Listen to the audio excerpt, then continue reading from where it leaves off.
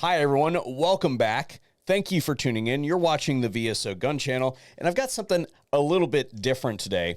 Today's video is a taking back our rights attack angle style video. So to set this up a little bit, a couple months ago when the results of the election were confirmed, I did a video along the lines of various things that the executive of the incoming administration could come in and just with a single stroke of a pen just fix, right? Correcting the wrongs of yesteryear, so to speak. Well, today is very similar to that, although it will probably take more than a single stroke of the pen, but it is totally something that the executive could do unilaterally without any input from Congress. And this thing could be so groundbreaking, so earth-shattering that I do not hesitate to classify this as nuking future gun control efforts from orbit, right? So if the president wanted to really wad some panties at the various gun control, leftist-controlled communist groups out there, this is what he should do. And we're going to talk about that after we hear a quick word from today's sponsor. Today's video is brought to you by XS Sites. I've been working with XS for years now. In fact, I was a client of theirs before they were a client of mine, and they are my go-to pick for tritium night sights. I personally gravitate towards their big dot configuration, but they offer a whole bunch of different ones out there for those of you who don't like properly manufactured sights on your pistol. Ensuring that regardless of your chosen sighting solution, that XS will be the brightest sight in any light. Just a teensy little bit more setup here, folks. We have three terms that I want to describe for you today. We have the Act of Congress, which is the passage of the bill that is then sent to the president's desk, and it is then signed into law. The Act of Congress that has been passed and has now become binding on the United States citizen, providing that, of course, it doesn't violate the Constitution, right? And then the regulations, the finer minutiae of what the law does, right? Now, the Act of Congress could go all the way down to the finer bits of the law if it decides to go that far. But more often than not, usually the Act of Congress that creates the law usually just says, hey, do this thing, and then delegates the power to the executive agency. Notice the term executive came back up there again. So most of the code of federal regulations that you live under is written by some bureaucrat somewhere with some directive, overarching directive from Congress to go do a thing, but you guys figure it out type thing. All right, set up, done. Let me give you a couple examples, and I will have on these pages a big L for something that is the law and a big R for something that is the regulation. Let's go to the Gun Control Act. Section 5843, Records and Returns. Importers, manufacturers, and dealers shall keep such records for and render such returns in relation to the importation, manufacture, making, receipt, and sale, or other disposition of firearms as the Secretary or his delegate may, by regulations, prescribe. You will notice that that has a big L on the side of it because that is the law passed by Congress. And that, my friends, is the basis by which all of the paperwork that is generated for firearms transaction records, multiple handgun sales, et cetera, all of the stuff that the ATF retains from out of business records, that is the basis in law for that thing. This is, for instance, where the 4473 comes from. Let's keep going. Now let's go to the Brady Act that establishes the NICS system, prohibition relating to establishment of registration systems with respect to firearms.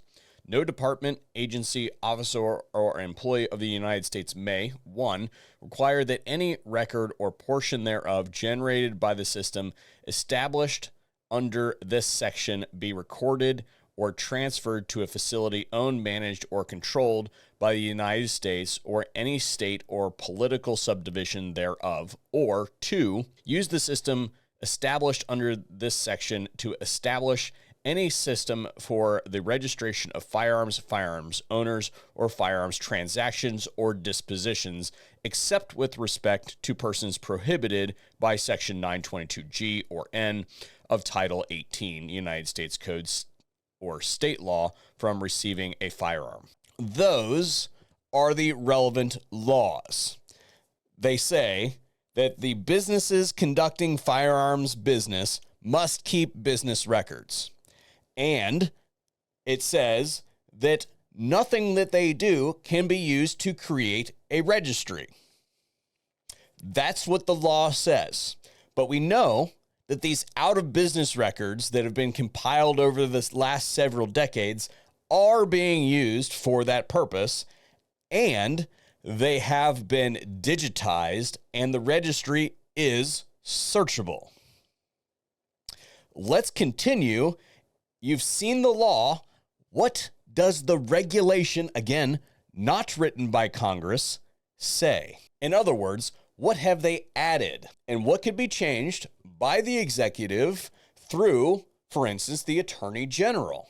Licensees shall retain each Form 4473 until business or license activity is discontinued, either on paper or in an electronic alternate method approved by the director at the business premises readily accessible for inspection under this part. Paper forms over 20 years of age may be stored in a separate warehouse. It used to be that you could just destroy them. We'll come back to that here shortly, which shall be considered part of the business premises for this purpose and subject to inspection under this part. Forms 4473 shall be retained in the licensee's records as provided in this section, provided that Forms 4473, with respect to which a sale, delivery, or transfer did not take place, shall be separately retained in alphabetical by name or transferee, or chronological by date transferee's certification order. Okay, I lied. I'm sorry. There is a fourth term. We did Act of Congress, law, regulation, and now agency policy. What is the ATF's agency policy on out-of-business records? Records, for the purposes of this section. Reference to the term records in this chapter refers to the acquisition and disposition records required by the GCA and NFA, Forms 4473, and then a whole bunch of other forms. And then skipping down to the important part, as required by the regulations, these records must be surrendered to the ATF out-of-business records center or transferred to any successor of the firearms business within 30 days of the discontinuance of such business. And then it gives the citation 27 CFR 478.129, which I just read to you.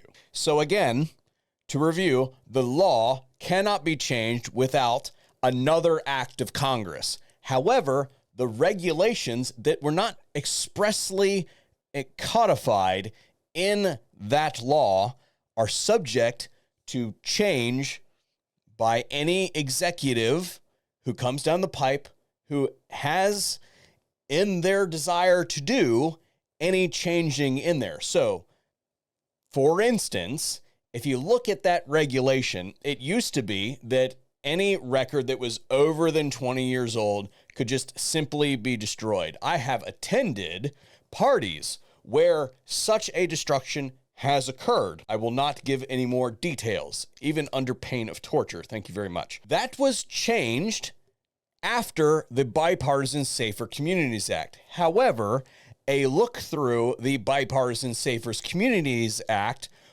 will show you that in all of those pages, it says nothing about 20-year change or any of that sort of stuff, keeping records indefinitely or any of that. It is not in the law.